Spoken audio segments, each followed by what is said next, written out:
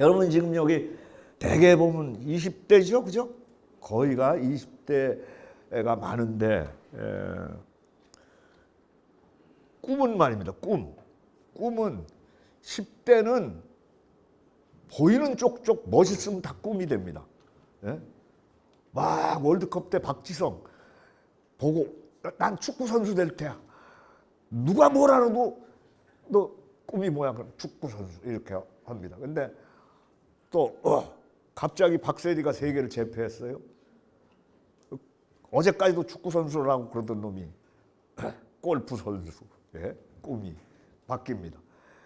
10대 때는 보는 쪽쪽 다 멋있으면 꿈이 되기 때문에 마늘 따자 꿈몽자를 써서 다몽기라고 합니다.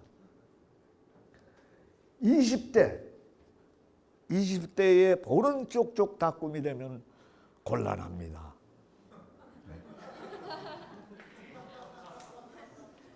내가 평생을 바쳐도 아깝지 않은 꿈, 내 온 인생을 탈탈 털려도 억울하지 않고 아깝지 않은 꿈, 그 하나를 위해서 열정을 불태우고 내 온 생애를 바칠 수 있는 꿈, 요거 하나를 찾아내야 됩니다. 그래야 되는 것이 20대입니다. 그러니까 대개 20대에 성공할 수 있는 것은 연예계하고 스포츠계, 체육계입니다. 근데 요 30만 넘으면 노인 취급받아. 예? 벌써 한물 가. 예? 내리막길입니다. 30대 넘었으면. 예? 아니면 어떤 경우에는 25살 됐으면 노인 취급하는 분야도 있어요. 30대 정진기입니다. 피눈물 나게 꿈을 실현하기 위해서 실력 연마를 해야 하는 시기가 30대입니다. 40대가 용비기예요. 꿈을 펼치는 시기입니다. 내가 쌓아온 실력과 꿈을 펼치는 시기가 용비기예요. 이걸 다 20대에 해치우려고 그래요, 우리나라는. 부모님도 그렇게 원하고 당사자도 그렇게 원하고 심지어는 초등학교 4학년짜리가 학원을 8개 이상씩 다녀. 11시, 10시 이 늦은 시간에 엄마 아빠 승용차 타고 학원에서 집으로 돌아가는 어린이들의 표정을 한번 보세요. 창문 내려놓고 바깥을 딱 내다보는 그 어린이들의 표정을 보면 4학년이 아니야. 40대지. 예? 다 늙었어. 벌써 인생 다 포기한 표정이에요. 이래서는 안 됩니다. 예. 그래서 좀 인생을 넓고 크고 여유 있는 마음으로 진득하게 바라보면서 나의 꿈을 실현하기 위해서 꾸준히 서두르지 말고 노력을 바쳐야 됩니다. 예. 20대, 40대나 이루어질 일을 20대에 다 해치우려고 그러면은 골병 듭니다. 인생 빨리 병들어버리고 그래서 자살률이 높아지는 거예요.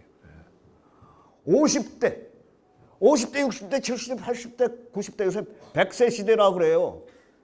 60년 동안 소욕이라고 합니다. 뒷짐지고 노닐듯이 흥얼흥얼 노래하면서 인생을 산책하는 소욕이. 이 정도로 좀 인생을 크고 넓고 깊게 생각하면서 당장 급하게 서두를 필요가 없습니다. 꾸준히 노력하시면 다 이루어낼 수 있습니다. 제가 아까 가장 자랑하는 양력이 인제군 인제남국민학교 객골분교 소사, 속칭 학교 아저씨, 고용직입니다. 비정규직, 전교생 17명, 월 평균 출석률 3일, 폐교 직전에 분교장도 안 나와 학교에. 폐교 직전이니까. 거기 들어가서 얼음밥 깨먹으면서 밥을 얼려서 못으로 깨서 의적의적 씹어 먹으면서 문장 공부했습니다. 피눈물 나게 문장 공부하고 그 다음에 제가 중앙문단에 훈장으로 데뷔를 했는데 상금이 어마어마하게 쌓였어요. 왜냐하면 당선작이 3년 동안 없었어. 그 상금은 2월 돼가지고 계속 쌓인 거예요. 그걸 제가 타먹었다는 거 아닙니까? 예.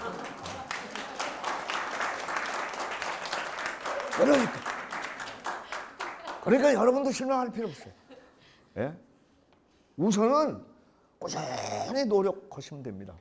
그러나 얼마나 많이 울었겠어요. 얼음밥 해먹고 방에 불도 딱 소미불 하나 있습니다. 제 체온으로 덮여서. 예? 그러니까 어쩌다가 눈 막 파헤쳐가지고 삭정이 꺾어다가 간신히 밥 한 끼 해놓으면은 밖에다가 얼려가지고 못으로 깨서 의적의적 먹으면서 그야말로 와신상담 쓸개를 먹으면서 복수를 꿈꾸는 마음으로 예? 제 펜을 갈고 닦았습니다. 그리고 3년 동안 쌓인 계속 당선작이 없었던 그 어려운 세대 신인 문학상을 근데 이제 그 잡지 없어져 버렸어요. 예?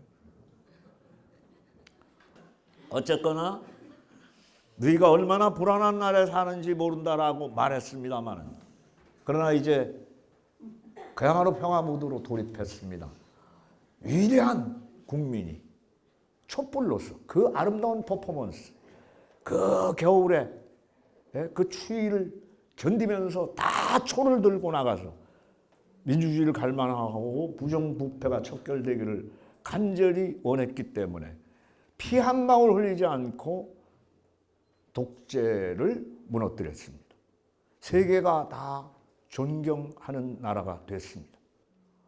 이제 우리는 평화 모드로 진입해 들어갑니다.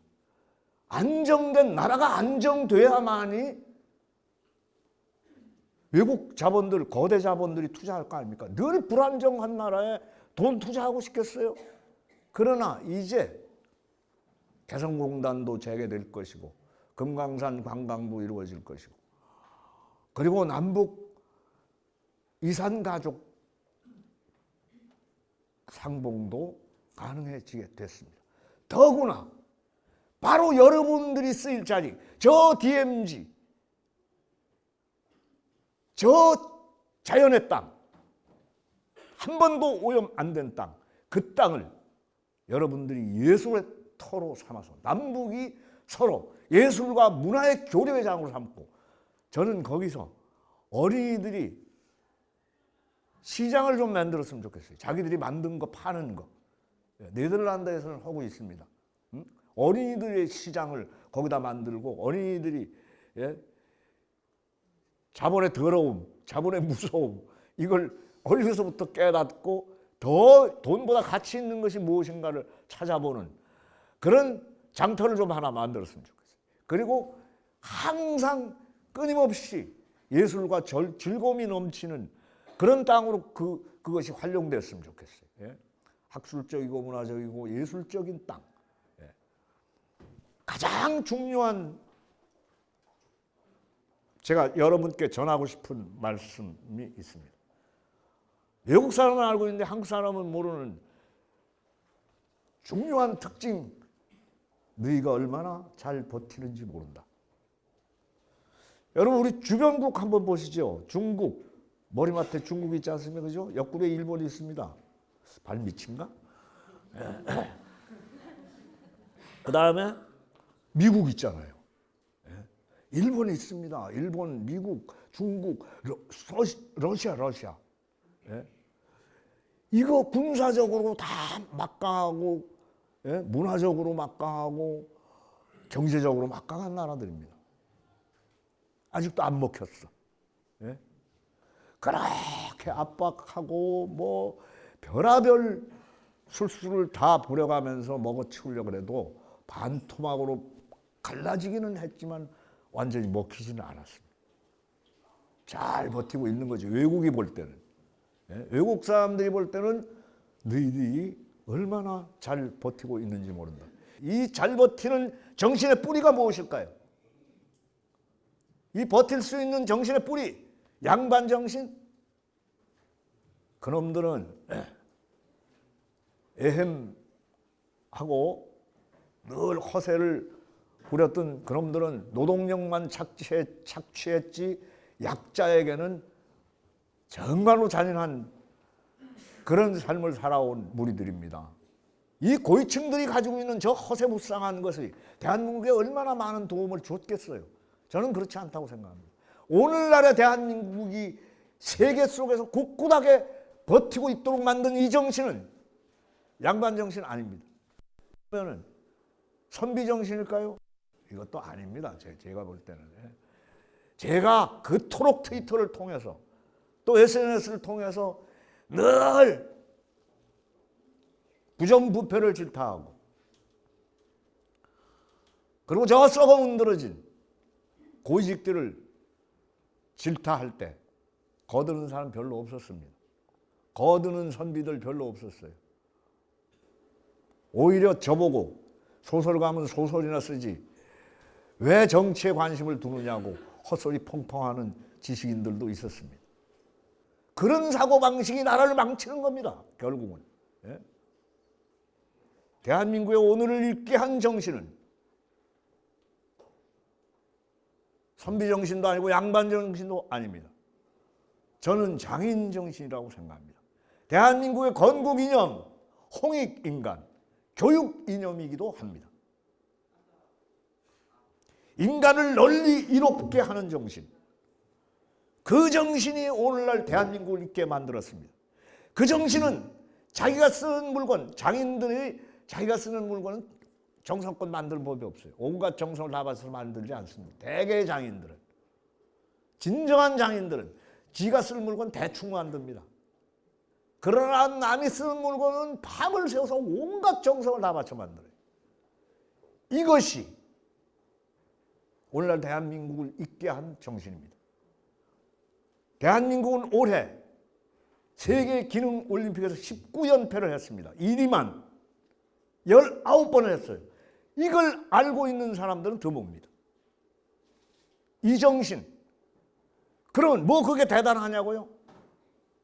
아니 무슨 뭐 다른 스포츠 금메달 따면 난리 법석을 피면서 대단하고 말고죠. 왜 그런가 하면 그것이 기술력과 경쟁력과 잠재력을 세계로부터 인정받는 겁니다. 그래서 우리가 수출에 앞장설 수 있는 것이고 그래서 우리가 IT 산업이라든가 컴퓨터 산업에 첨단을 구가할 수 있는 겁니다. 그런데 기억하고 있는 사람 거의 없습니다. 이 놀라운 19연패 그리고 얼마나 감동적입니까? 자기가 쓰는 것은 대충 만든다 하더라도 남이 쓰는 것은 온갖 정성을 다해서 만드는 이 정신, 누구나 사람을 감동시킬 수 있는 정신, 이 정신이 대한민국 오늘날의 젊은이들의 가슴에는 절절히 흐르고 있습니다. 한류 보십시오. 한류도 곧 예술 정신이고 장인 정신입니다. 얼마나 피눈물 나게 연습을 거듭해서 걸그룹이 되고 아이돌이 됩니까? 그리고 세계를 주도하게 됩니까? 수없는 노력, 남을 즐겁게 하기 위해서 나 혼자 잘 되자고 그 곡 개고생 하지를 않습니다. 사실 대한민국의 젊은이들은. 다 남을 기쁘고 즐겁게 만들어 주기 위한 그 기대가 그 안에 가득 담겨 있는 겁니다. 이 정신이 오늘날 대한민국을 이끌어 왔습니다. 이제 여러분들이 다 새로이 부흥시켜야 합니다. 그리고 여러분들이 다 그 장인 정신의 주역이 될 수가 있습니다. 자기 하나 먹고 살기도 힘든 세상에 뭐 남까지씩이나 이렇게 생각하면 안 됩니다. 알고 보면 혼자 존재하는 인간은 아무도 없고 혼자 존재하는 사물도 아무것도 없습니다. 이 세상 만물은 다 저마다 그 가치와 의미를 지니고 있고 다 모든 것이 연결되어 있습니다. 모두가 함께 해야 하는 존재들입니다. 이제 제가 가장 자랑스러워하는 강원도 인제군 인제남국민학교 개꿀분교에 대해서 말씀드리겠습니다. 아까 제가 분명히 말씀드렸죠. 인간은 정신과 영혼과 물질의 삼합체다. 아는 것보다 아는 것은 머리에 소장되어 있습니다. 느끼는 것이 낫고 느끼는 것은 가슴으로 느껴야 합니다. 몸 전체로 느끼면 더 좋죠. 그 다음에 깨달아야 합니다. 이게 깨닫는 것까지가 사실은 공부의 궁극이 되고 삶의 궁극이 됩니다. 소크라테스는 인간이 행복해지려면 어떻게 해야 하는가 했을 때 이렇게 대답했습니다. 가슴 안에 사랑이 가득 차서 만물을 다 차는 것에서부터 소중한 것까지를 다 도로 사랑할 수 있을 때 나는 행복해진다. 여러분들 스스로가 한번 생각해 보세요. 세상 만물을 다 도로 사랑할 수 있는 존재일 때, 내가 그런 존재일 때 여러분들 행복하지 않겠어요? 또 세상 만물로부터 내가 사랑받고 있다는 것이 자각될 때, 와, 나는 사랑받는 존재야 라고 하는 것이 인식될 때 행복해진다고 그랬습니다. 그런데 말입니다. 그런데 세상에 소크라테스가 뭐라 그랬는가 하면 인간은 어떤 경우에도 아름답지 않은 것을 사랑할 수 없다. 여러분 악차 싶지 않습니까? 아름답지 않은 것을 사랑할 수 없다. 그럼 뭐 나 같은 오징어는 사랑받을 자격 없다는 겁니까? 아니 우리나라에 막 보십시오. 막 청와대에 계시는 분도 잘생긴 사람 많고 대통령도 미남 아닙니까? 거기에 딱 비하면은 제가 저 사진도 한번 나란히 서서 찍어봤는데 오징어예요. 야, 이거 안 되겠구나. 여자분들이 막 화장하고 액세서리 달고 이러는 것 다 허용은 아닙니다. 왜냐하면 사랑받고 싶다라고 하는 잠재의식에 의해서 자기 자신을 가꾸는 거예요. 아름답지 않은 것은 사랑받지 못하니까.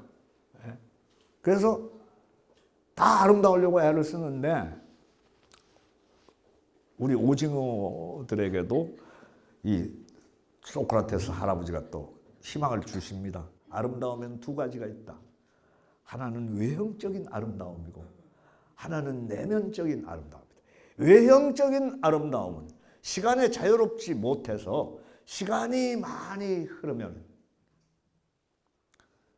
변질되거나 퇴색한다. 그러나 내면적인 아름다움은 시간이 아무리 오래 흘러도 변질되거나 퇴색하지 않는다. 소설이 뭡니까? 예술이 뭡니까? 다 여기 예종 아닙니까? 예종. 예술종합학교. 예술, 아름다움을 추구하는 분야입니다. 그죠? 아름다움은 뭡니까? 곧 사랑받는 것입니다. 그죠? 사랑으로 가득 차 있는 아름다움의 궁극은 사랑과 직결되어 있습니다. 아름다운 것을 느끼고 사랑할 때 소크라테스는 행복해진다고 했습니다. 그러니까 여러분들은 행복의 전도사인 거예요. 여러분들이 행복의 키를 쥐고 있는 존재들입니다. 제가 아는 것만으로 행복해질 수 없습니다. 그죠? 그 다음에 행복은 느끼는 겁니다. 행복을 알 수 있는 것은 아니고 행복은 느끼는 것이고 그 다음에 행복을 따라야 하는데 내가 행복하다는 사실을 자각하고 그리고 내 것화해야 하는데 저는 지금 73입니다. 이 나이까지 오는 동안에 4명의 스승이 있습니다. 한 명은 초등학교 6학년 때 담임을 했던 우리 아버님이시고 그분께는 잘못하면 맞는다 이걸 배웠습니다. 그 다음에 또 한 분의 스승은 대학을 다닐 때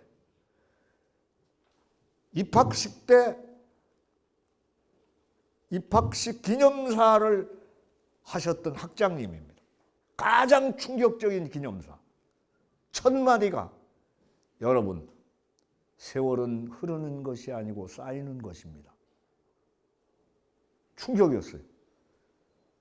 세월은 흐르는 것이 아니고 쌓이는 것입니다.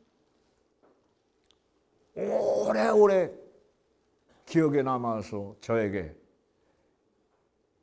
그야말로 쌓는 인생을 가르쳐 주신 분입니다. 세 번째, 지렁이입니다. 지렁이. 지렁이 여러분 아시죠? 지렁이는 저는 어느 비 오는 날 이렇게 길고 지루하게 땅바닥을 기어가는 지렁이 한 마리 보고 정말 저거 나갔구나 이런 생각을 했었어요. 왜 그런가 하면 뭐 잘못한 것도 없는 것 같은데 괜히 사람들이 싫어하잖아요. 그래서 야, 참 저건 그냥 내 신세다 저거. 그래서 집어들었어요. 지렁이로 집어들고 손바닥에 올려놔 봤어요. 사람들이 얘를 보고 징그럽다고만 하는데 얘는 정말 징그러운 것밖에 없을까? 딱 봤어요. 아무리 들여봐도 징그러워. 화가 났습니다. 화가. 그래서 나는 정말로 나를 변호해주고 싶은 심정으로 지렁이에 대해서 공부하기 시작했어요. 학교 도서관에 가서 봤더니 너 위대한 대지의 창조자야라고 아리스토텔레스가 시를 한 줄 남겼어요. 아니 그렇게 위대한 철학자가 지렁이에 뭘 반해가지고 이렇게 탄복하는 시를 남겼을까? 계속 공부해 보니까 지렁이가 먹고 토해내는 흙들은 다 옥토가 됩니다. 그래서 미국에서 토양 검사를 해서 토질 검사를 해서 대규모 영농을 하기 위해서 토양 검사를 했을 때 토양이 별로 좋지 않다라고 생각하면 대규모로 지렁이를 투입하고 습도와 온도를 맞춥니다. 그러면 몽땅 그 땅이 옥토가 되는 거예요. 순식간에 갈아엎습니다. 그래서 약 10,000평 정도 되는 땅에 지렁이를 약 2만 마리를 키우게 되면 그 수확이 그러니까 10톤 트럭으로 몇 트럭씩 지렁이가 흙을 생산해내게 됩니다. 그리고 그 땅에다가 농사를 짓게 되면 수확량이 증대되고 모든 작물이 건강해집니다. 그래서 요새는 순천 정원 박람회 할 때 제 강연을 들은 어떤 분께서 지렁이로 만든 분변토를 가지고 퇴비를 만들어서 세계에다가 팔아서 수익을 많이 올렸다고 다음에 맛있는 거 사주겠다고 저한테 메일 보냈습니다. 그러니까 엄청나게 참 훌륭한 일을 하는데도 다 사람들이 징그러워만 합니다. 마치 예술 보듯이. 저는 솔직히 말해서 정말로 지렁이가 거룩해 보입니다. 뭐 엎드려서 막 절을 하고 싶을 정도예요. 보십시오. 모든 생명체들은 자기의 종을 영속시키거나 자기 목숨을 보존하기 위해서 무기를 다 개발합니다. 독침, 발톱, 이빨. 지렁이한테 물려서 뭐 10발을 꼬맸다는 둥 뭐 이런 소리 들어보셨어요? 없습니다. 지렁이는. 뭐 멍청하잖아요. 겨우 꿈틀거리는 거야 다야. 지렁이도 밟으면 꿈틀한다. 누가 겁내? 그런데 이 꿈틀거릴 때 지렁이가 외치는 소리를 들을 수 있다면 이렇게 외칠 겁니다. 다 먹지 마세요. 조금만 남겨주세요. 공주에 나는 새도 지렁이를 먹습니다. 물속을 헤엄치는 물고기도 지렁이를 먹습니다. 땅바닥을 기어다니는 개미도 지렁이를 먹습니다. 처먹어도 부작용이 없어. 막 건강해져. 예? 영양실조 걸린 애들이 다 건강해져. 여자들 루즈나 화장품에 영양소를 공급해주는 역할을 하는 지렁이들도 있습니다. 레드웜이라고 그 식용 지렁이입니다. 예. 또 어린이들 영양제 지렁이 있습니다. 비스켓도 만들고. 그렇게 온갖 것이 다 먹을 수 있는데 방어 무기가 없어요. 근데 조금만 남겨주면 복원합니다. 놀랍지 않습니까? 딱 잘라서 양쪽으로 집어던지면 2마리가 됩니다. 예? 남을 전혀 해하지 않고 남의 신세 안 지고 스스로 손상된 자기 자신을 복원합니다. 얼마나 거룩합니다. 늘 숨어 있어요, 근데. 예? 참 대단합니다. 그래서 가히 저 거룩한 모습, 남을 전혀 해하지 않고, 그리고 자기를 꾸미거나 드러내려고 애를 쓰지 않으면서 이 땅에 그야말로 산소와 거름을 공급해주는 지렁이, 얼마나 이 우리 건국인형하고도 또 잘 맞습니까? 그래서 제가 참 존경합니다. 스승으로 삼고 거의 뵐 때마다 엎드려 절을 하고 싶은 이런 충동을 느낍니다. 그 다음에 제가 강원도 인제군 인제남국민학교 객골분교 전교생 17명 월 평균 출석률 3일 그 학교에서 소사로 근무할 때 월 평균 출석률 3일인 학생들도 학교 뭐 공부하기 위해서 나오는 거 아니에요. 아버지 따라서 그냥 장에 가면서 운동장 지나가면서 누가 계시나 이렇게 고개 빼고 들여다보는 게 다야. 근데 다 모학자입니다. 예? 그 뭐 아버지들이 학교 안 보내요. 왜 그런가 하면 전부 배운 놈들한테 속아서 자기네들은 그 화전민촌에 첩상고 들어와서 그 고생한다고 생각해서 자기 자식은 가르치고 싶지 않답니다. 산수는 거스름돈만 제대로 받으면 되고 더 받으면 안 돌려줘도 된답니다. 국어는 친척한테 편지 온 거 읽을 줄만 알면 되지 답장할 필요 없대. 그런 사고방식을 학부형님들이 다 가지고 계세요. 그런데 봄, 여름, 가을에는 희끗희끗 마른 버짐이 핍니다. 얼굴이 얼룩덜룩해요. 마른 버짐이라고 하는 것이 피어서. 그런데 겨울만 되면은 피부가 깨끗해지면서 매끈해요, 애들이. 왜 그런지 아십니까? 개구리를 먹어서 그래요. 고단백, 산골 계곡에 사는 개구리를 먹는. 아침마다 저한테 오는 어린이가 하나 있었어요. 4학년짜리. 준비물, 지렛대, 양동이, 매미채. 제 담당은 매미채입니다. 이 어린이하고 학교 바로 앞에 계곡으로 갑니다. 계곡으로 가면은 바위를 가르치죠. 여기에요. 여기다 매미채 대세요. 지정하는 대로 저는 매미채를 대고 있으면 그 어린이가 지렛대로 돌을 들칩니다. 그러면 어떤 때는 한 마리, 어떤 때는 2마리, 3마리는 다 못 잡아. 한 마리 반드시 딴 데로 튀게 돼 있어요. 한 달 내내 따라다녔습니다. 귀신이야. 단 한 번도 틀리는 게 없어. 그 제가 어떤 때는 야, 이 돌 한번 해보자 그러면 없어요. 딱 그러고 지나가 버립니다. 자존심 엄청나게 상해요.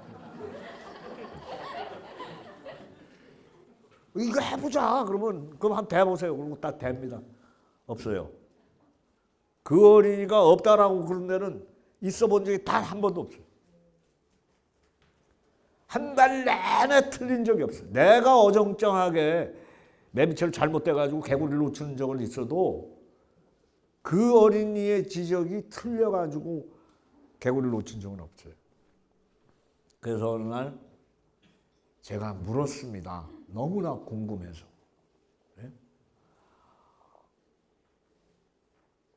예, 너 개구리가 어떤 돌에 들어있고 어디로 튀는지 어떻게 아냐?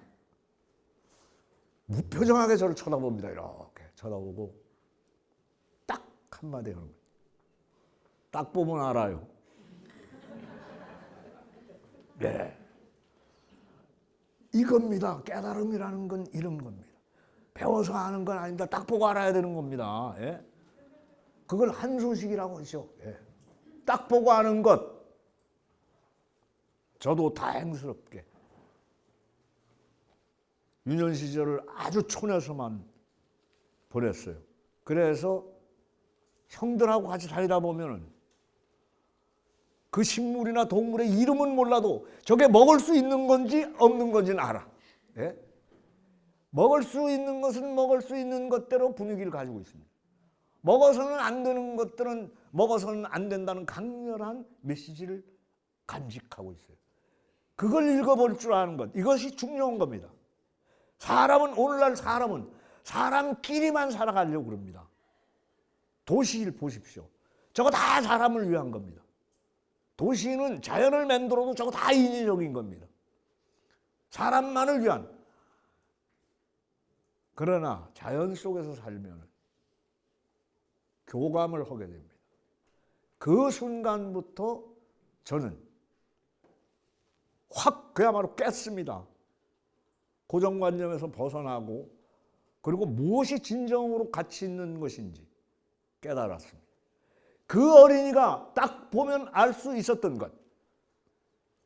이것은 하빌에서 오는 소득입니다. 하빌. 망아, 나를 잊어버리고 혼연일체가 되어서 어떤 대상하고, 여러분들은 공부를 하시더라도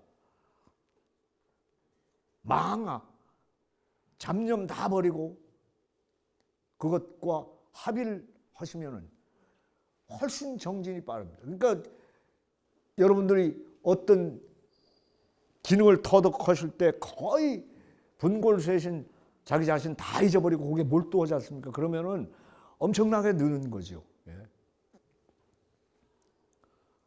그래서 그 어린이는 실제 자연과 합일하고 있었던 거예요. 그리고 놀랍게 그 어린이 나름대로 깨달음을 얻은 거죠. 다만 그게 돈이 아니라 개구리지. 예? 만약에 돈에다 적용하면 어떨까요? 다른 어떤 거에 적용해도 그것은 맞습니다. 놀라운 능력을 여러분께 부여합니다. 정말로 소중한 것은 돈은 아닙니다. 물질의 풍요가 곧 행복과 직결되어 있다는 사고를 버리는 것, 이 가치관을 수정하는 것, 이것이 곧 행복의 출발입니다. 오직 돈만이 가장 가치 있는 것이고 인간을 행복하게 만들어준다는 사고방식.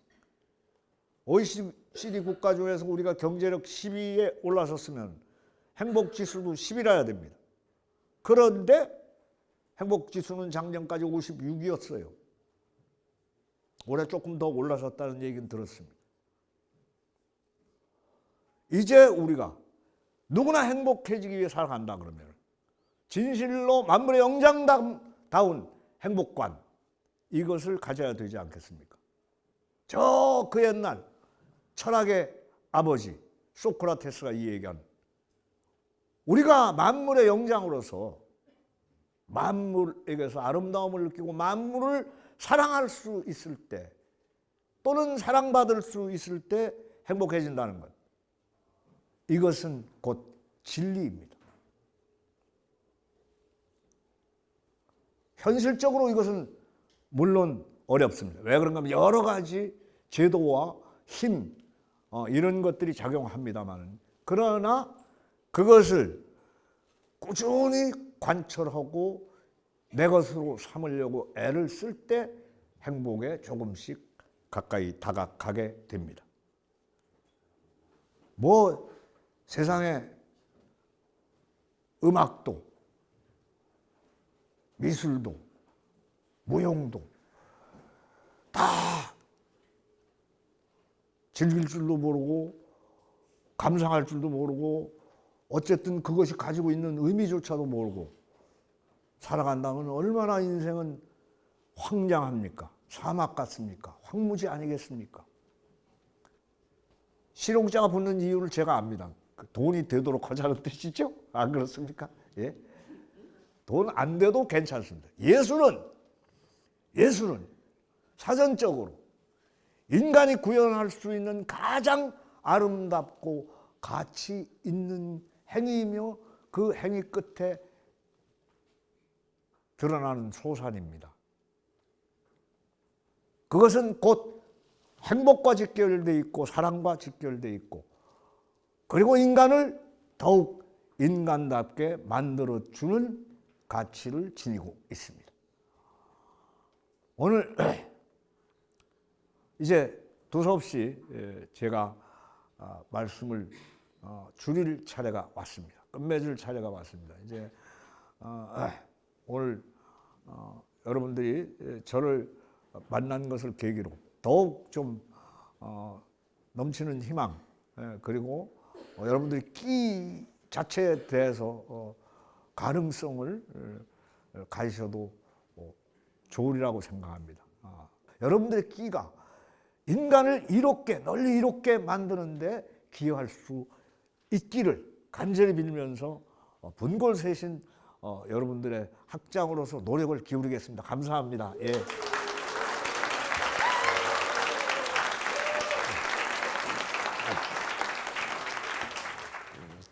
아주 오래전부터 지금까지 망라해가서 가장 좋아하시는 작가님이나 철학가, 시인은 어떤 분이 계신지 네, 소개 좀 해주시고 그 이유는 무엇인지도 좀 설명해 주십시오. 제가 그 소설은 뒤늦게 사실은 시작을 했습니다. 뒤늦게 시작을 했는데요. 그러나 이제 물론 글은 늘 읽었습니다. 가장 저의 그 멘토가 될 만한 예술가를 세계 속에서 꼽으라면 저는 중학교 때부터 고흐를 엄청나게 좋아했습니다. 그 고흐를 왜 좋아했는가 하면은 가난 속에서도 이렇게 저는 어릴 때 굉장히 가난하고 좀 불우하게 살았습니다. 2살 때 생모님이 돌아가시고 아버님이 한동안 행방불명으로 계셨었고 할머니 밑에서 동량밥 얻어먹고 이삭 주면서 자랐습니다. 그래서 아무런 사실은 희망이 없었어요. 그런데 고흐를 제가 어느 날 교과서에서 만나고부터 나는 그림을 그릴 수도 있겠다. 화가가 되면 되겠다. 이런 생각을 해서 늘 사실 대학 다닐 때까지는 그림했습니다. 서양화를 전공했었는데요. 고흐는 아직도 제가 존경하는 그리고 정말로 넘치는 그 영혼을 가지신 그런 아름다운 영혼의 소유자시죠. 저는 예술은 모방으로부터 출발한다 이 말을 혐오합니다. 왜 그런가 하면 그거는 예술을 모르는 사람의 얘기입니다. 기술은 모방으로부터 출발합니다. 기술은 모방하고 담고 흉내낼 수도 있고 가르칠 수도 있고 전수 받을 수도 있습니다. 그러나 예술은 창조로부터 출발합니다.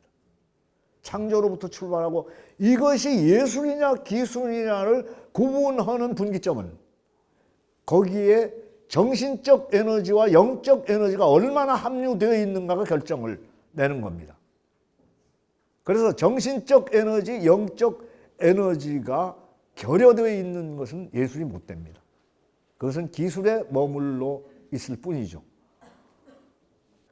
훌륭하신 시인, 소설가는 숱하게 많습니다.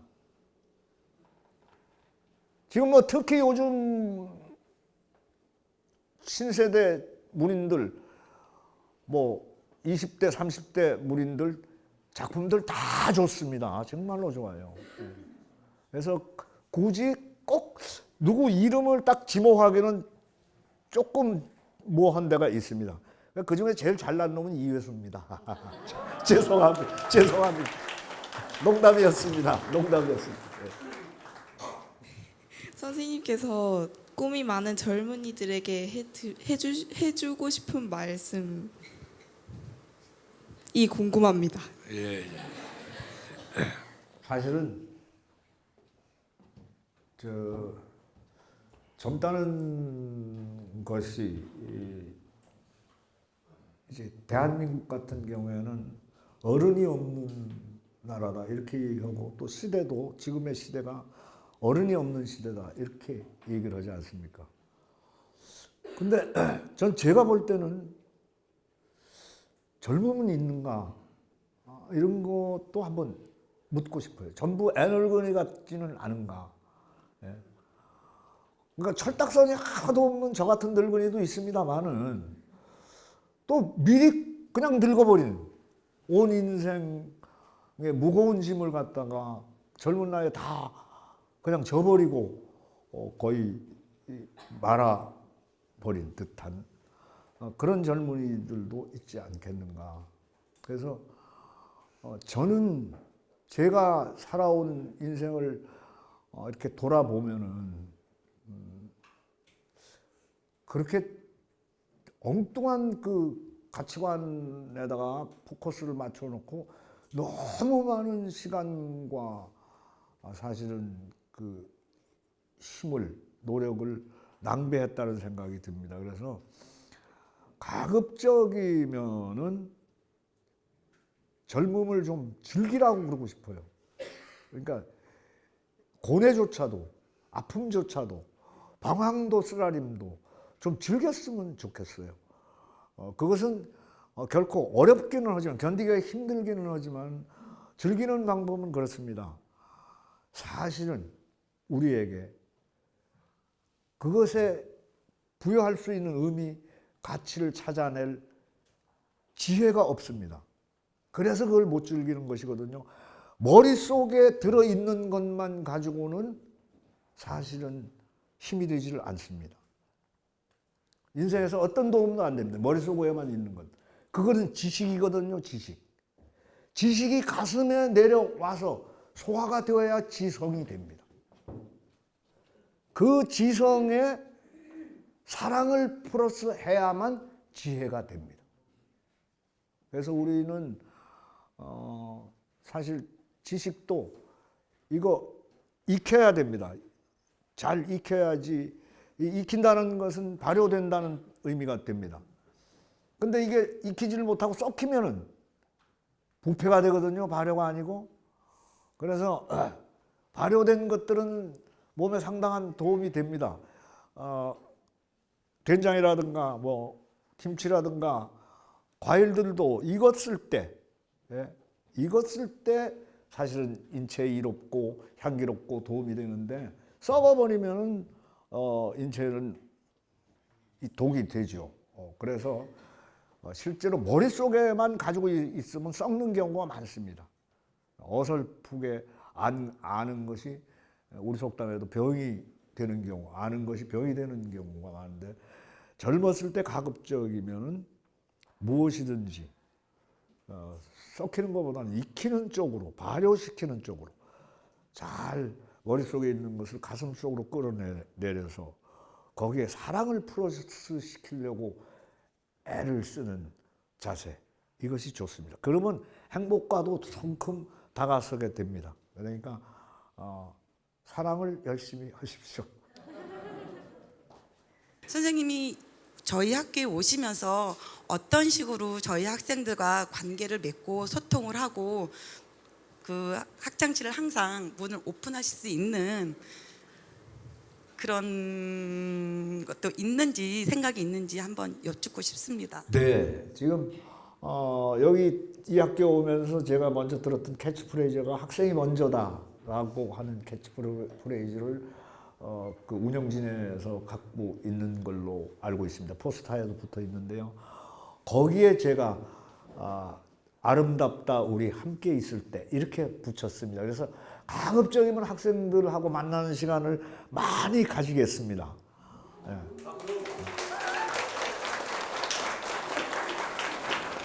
그리고 의문이 되거나 어려운 문제를 호소해 오면은 최선을 다해서 해결책을 함께 모색하겠습니다.